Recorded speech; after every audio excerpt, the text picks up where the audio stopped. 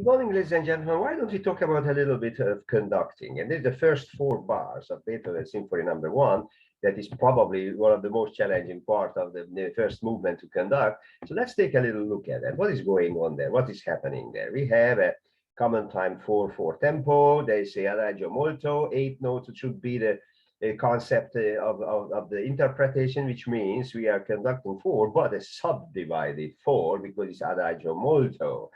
So the pizzicatos are helping with that, and we have a chord progression written on the woodwinds. And let me show you those in the chord progression, and let's talk about that a little more. So we have these harmonies, how Beethoven wrote it. Break, break, break. Break, break. Now piano starts, and crescendo is going on. And we are in the climax. Stop. Very good. So this is that we just saw on the score. Let me go back for a second. Let's take a little more look at that, and after let's listen a few examples. You can see half notes slurred, connected to 8 note. Tension, release, tension, release, tension, tension, tension, release. Number three, it's different. You know, number three is always a very magical number. You can see that the woodwinds and the horns are one group, the military band that Lily put to the or behind the orchestra, and the strings are playing pizzicato. And the arrival is magnified by all the strings are changing to arco, and the trumpets and timpani joining, and suddenly after separated nice portato quarter notes, we have a tenuto, long quarter note. How the conductors are interpreting that. You know, we are wandering around with that chord progression. Let's see how Barenboim is doing it. The best conductors, most famous conductors from the 20th century. Let's see how he's doing those four bars.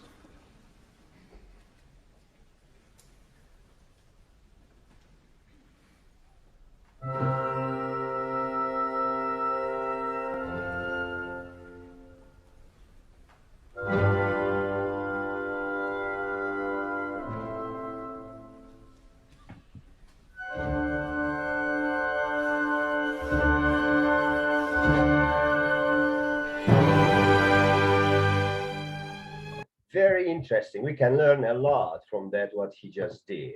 Number one, when the music keeps going on the pauses, he stopped conducting, like nothing would happen. I wouldn't suggest that. Beethoven always said, and all the classical big trainer conductors, that the pauses are part of the piece. We have to play that. If you stop being part of the music, this is not the classical traditional performance of it, and this resulted in the second bar. There was an 8 note short. The bar was one 8 note short. He was not patient enough with that. And the timpani was not together with the rest of the group. So you always conduct the new things, perform the breaks, and also you conduct always the new material. Let's see how Otto Klemperer is doing that when he was already old. He couldn't really stand, but he was so fantastic that he was still conducting. And let's see how he is doing exactly the same for us. Keep in your mind what I just said.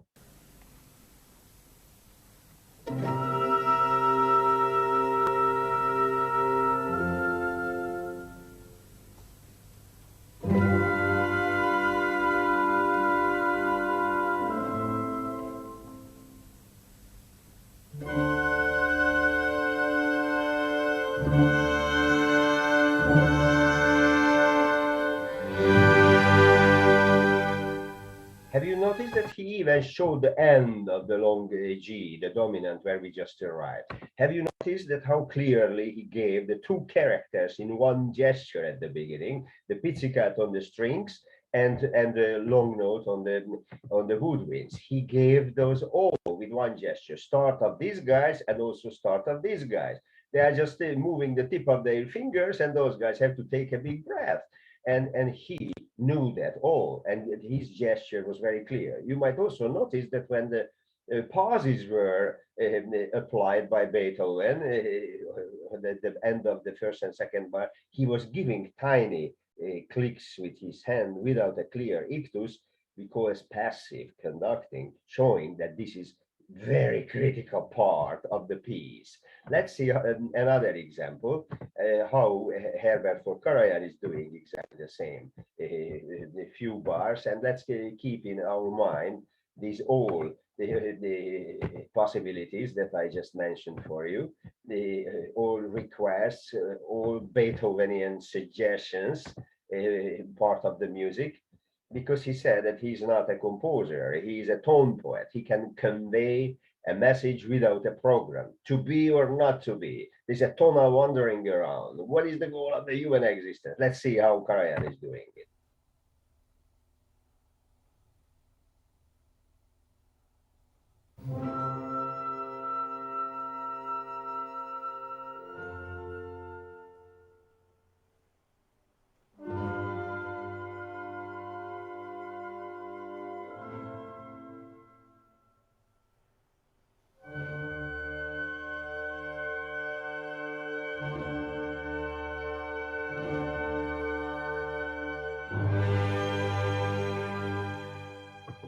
You could hear it was again a little bit different.